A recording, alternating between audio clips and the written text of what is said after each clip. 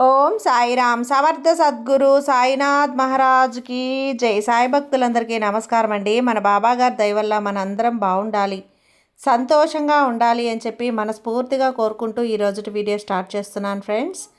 ఇక ఈరోజు వీడియోలో మనం చూడబోయేది ఏంటి అంటే, తల్లి రేపు 21వ తారీఖున నీ కోరిక నెరవేరే రోజు. అసలు మిస్ చేసుకోవద్దమ్మా. చేజార్చుకున్నావంటే నువ్వే ఇబ్బంది పడాల్సి వస్తుంది. ఎందుకంటే నీ అతిపెద్ద కోరిక తీరబోయే రోజు మే 21వ తేదీన, అంటే గురువారం రోజున తప్పకుండా నీ అతిపెద్ద కోరిక తీరుతుంది బిడ్డ అని చెప్పి బాబాగారు అయితే మన కోసం తీసుకొచ్చిన ఈ సందేశాన్ని వినే ముందుగా మన ఛానల్ని ఫస్ట్ టైం చూస్తున్నట్లయితే ప్లీజ్ సబ్స్క్రైబ్ చేసుకోండి ఫ్రెండ్స్. వీడియో నచ్చితే కనుక లైక్ చేసి సపోర్ట్ చేయండి. ఇక వీడియోలోకి వెళ్ళబోయే ముందుగా ఒక్కసారి, ఎక్కడెక్కడో మీరు జ్యోతిష్యం చెప్పించుకొని తృప్తి చెందకుండా, మనశ్శాంతి అనేది లేకుండా, మీ సమస్య అనేది ప్రాబ్లంకి ఆ సొల్యూషన్ అనేది దొరక్క మీరు అసంతృప్తిగా బాధపడుతూ ఉన్నట్లయితే ఒక్కసారి మనకు బాగా తెలిసినటువంటి గురువుగారు శ్రీ షిరిడి సాయిబాబా ఆశీస్సులతో జ్యోతిష్యం చెప్తున్నారు గురూజీ సుబ్రహ్మణ్యం రాజు గారు. Contact number 9908224144. ఈ గురువుగారు నెంబర్ 1 వశీకరణ స్పెషలిస్ట్.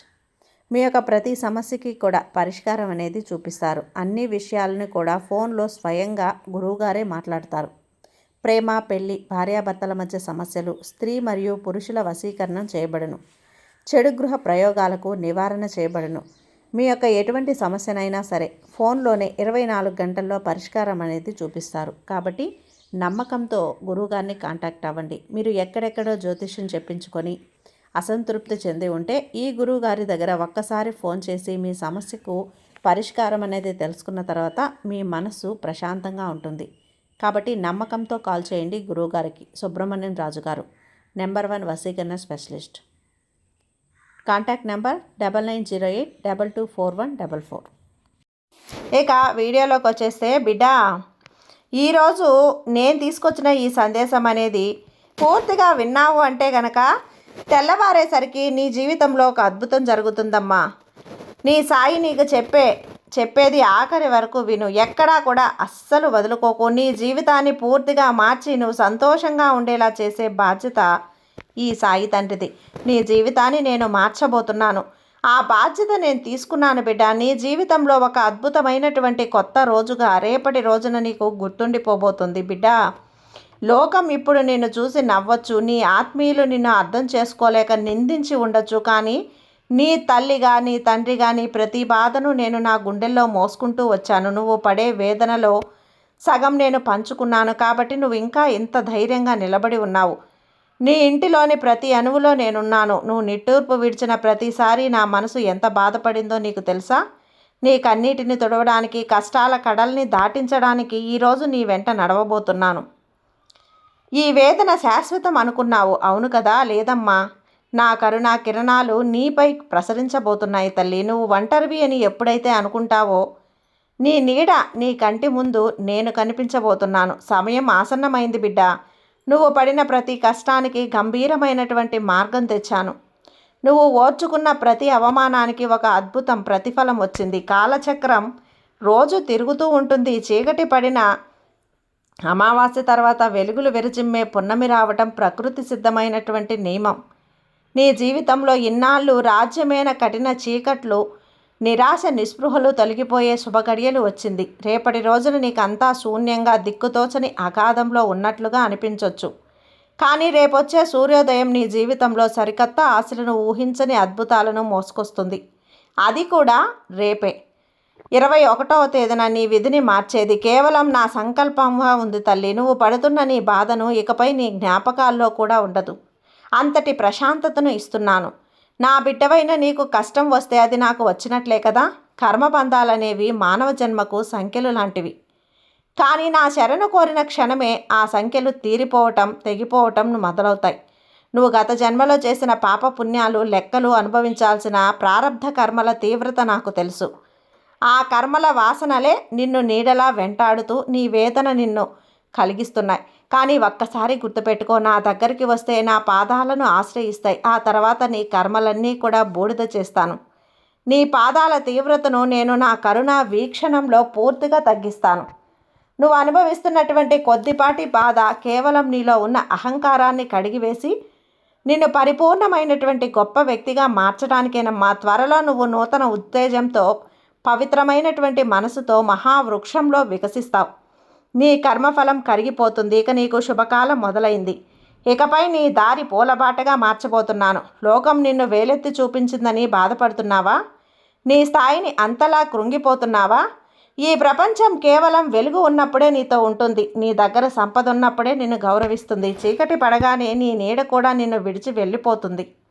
మరి అలాంటిది ఈ మనుషులు ఎంత చెప్పు? నీకు ఎప్పుడు కూడా తోడుగా, నీకు అపజయాల్లో ఉన్నప్పుడు, నువ్వు రోగగ్రస్తుడివై ఉన్నప్పుడు అందరూ నిన్ను విడిచిపెట్టొచ్చు, కానీ నేను నిన్ను ఎప్పుడూ కూడా వదలను. గుండెలకు హత్తుకుంటాను. నువ్వు అనుభవించినటువంటి ప్రతి నిందకు, అనుభవించిన ప్రతి అవమానానికి కాలం గట్టి సమాధానం ఇస్తుంది. నిన్ను ఎవరైతే దగ్గర చూశారో వారే రేపు నీ ఎదుగుదలను చూసి కుళ్ళుకుంటారు, కళ్ళు తేలేస్తారు. నీ ఆత్మగౌరవాన్ని, నీ వ్యక్తిత్వాన్ని కాపాడే బాధ్యత నాదే. నువ్వు కేవలం నా నామస్మరణ చేసుకుంటూ ప్రశాంతంగా ఉండు. నీ శత్రువుల నుంచి జరిగేటువంటి కుతంత్రాల నుండి నిన్ను రక్షించే బాధ్యత ఈ సాయి తండ్రిది. నా బిడ్డను కన్నెత్తి చూసే ధైర్యం ఎవరికైనా ఇస్తానా? నీ మనసు ఒక ప్రపంచమైనటువంటి యుద్ధ రంగంలా ఉంటుంది తల్లి. లోపల కొన్ని వేల ఆలోచనలు నిరంతరం ఉక్కిరి బిక్కిరి చేస్తున్నాయని నాకు తెలుసు. నాకే ఎందుకు ఇలా జరుగుతుంది, నన్ను కాపాడడం నేనేం తప్పు చేశాను అని నువ్వు అనుక్షణం ప్రశ్నిస్తూ నీలో నువ్వే ఎంత నలిగిపోతున్నావో నాకు తెలుసమ్మా. నీకు మెదిలే ఆలోచనలు తుఫాను ఎంతగా రేగిపోతుందో అవన్నీ కూడా పిట్ట సముద్రం పాలైనట్టు ఎంతగానో నువ్వు చేరుకోవాల్సిందే. మనసులో అలజడి కూడా అలానే మాయం చేస్తాను. నీ ఆలోచనల్లో నీ ఆవేదనలు నా పాదాల దగ్గర పెట్టు. నీ చింతన మోయటానికి లోక బంధువుడైనటువంటి నేనున్నాను కదా, ఆ భారాన్ని నేను మోస్తాను. నీ గుండెల్లో నిండిన అశాంతిని పూర్తిగా నేను తొలగిస్తాను. ప్రశాంతమైనటువంటి నిద్రను ఈ రాత్రికి నీకు నేను ప్రసాదిస్తాను. నిశ్చింతగా ఉండు. నీ ప్రతి సమస్యకు కూడా నా దగ్గర పరిష్కారం ఉంది బిడ్డ. భయపడకు, నేనున్నాను కదా. నీ సాయిని నేనున్నాను. నీ మనసును నీ ప్రార్థనలో నిమగ్నం చేయి. నా ప్రార్థనలో అక్కడ నీకు శాంతి లభిస్తుంది. ఆరోగ్యమే మహాభాగ్యం తల్లి. నువ్వు శారీరక బాధలతో సతమతమవుతుంటే నేను ఎలా చూస్తూ ఉంటాను చెప్పు?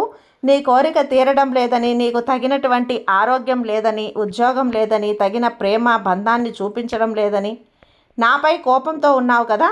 నీవు అనుభవిస్తున్నటువంటి వేదన, నీ ఆలోచనలన్నీ కూడా పూర్తిగా తెగిపోతాయి. ఇక రేపు నీ కోరిక నేను నెరవేరుస్తాను. నీ బాధలకు మూలం నీ ఆలోచనలే తల్లి. నీ ఆలోచనలన్నీ కూడా ఇప్పుడే ఈ క్షణమే నా ముందు పూర్తిగా తొలగిపోయాయని ఈ ఒక్క మాట చెప్పు. నీ గ్రహదోషాలను, దారిద్ర్య బాధలను నయం చేసే దివ్య ఔషధం నా దగ్గర ఉంది. నీ దేహంలో ప్రతి అణువులోనూ, ప్రతి రక్తనాళంలోనూ నా శక్తే ప్రవహిస్తుంది. నీవు పడుతున్న అనారోగ్యపు బాధల నుండి నిన్ను విముక్తురాల్ని చేస్తాను. ఆ సమయం వచ్చేసింది బిడ్డ. ఇక నువ్వు తిరిగి శుభవార్త, ఆరోగ్యంతో, నూతన కాంతితో నీ కర్తవ్యాలు నువ్వు నిర్వర్తిస్తావు. నా నామమే నీకు రక్షణ కవచం. నా విభూది, నా యొక్క కుంకుమ నీకు ప్రాణదానం. నువ్వు మళ్ళీ చిరునవ్వుతో తిరుగుతావు. ఇది నా అభయం. నాపై భారం వేసిన నా బిడ్డలను నేను ఎప్పుడూ విడిచిపెట్టను. అన్ని రకాలుగా చెప్తున్నాను కదా. నీకు నేను ఇస్తున్నటువంటి సత్య ప్రమాణ వాక్కు తల్లి. నువ్వు పడుతున్నటువంటి బాధలకు నీకు తోడు ఎవ్వరూ లేనప్పుడు, చీకట్లో చిక్కుకున్నట్లుగా నీకు అనిపించినప్పుడు నా అదృశ్య హస్తాలు నిన్ను పట్టుకోవటానికి సిద్ధంగా ఉంటాయి. నువ్వు నన్ను నమ్ముకున్నావు కాబట్టి ఆ నమ్మకమే నీకు ఆయుధం. అసాధ్యమైనటువంటి దాన్ని సుసాధ్యం చేసే శక్తి నాకే ఉంది. నీ జీవితంలో ఈ తలుపులన్నీ త్వరలో ఒక్కొక్కటిగా తెరుచుకునేలా నేను చేస్తాను. నీకు కావలసినటువంటి ధైర్యాన్ని, మార్గాన్ని నేను స్వయంగా వేలుపట్టి నడిపించి మరీ చూపిస్తాను. నువ్వు చేయాల్సిందల్లా నా పైన అపారమైనటువంటి విశ్వాసాన్ని ఉంచు. నా మాట మీద నమ్మకం ఉంది కదా. ఇక నీ జీవితం పొలబాటుగా మారుస్తాను. నమ్మకంతో ఉండు తల్లి. అంతా మంచే జరిగేలా చేస్తాను. సర్వే జన సుఖినో భవంతు.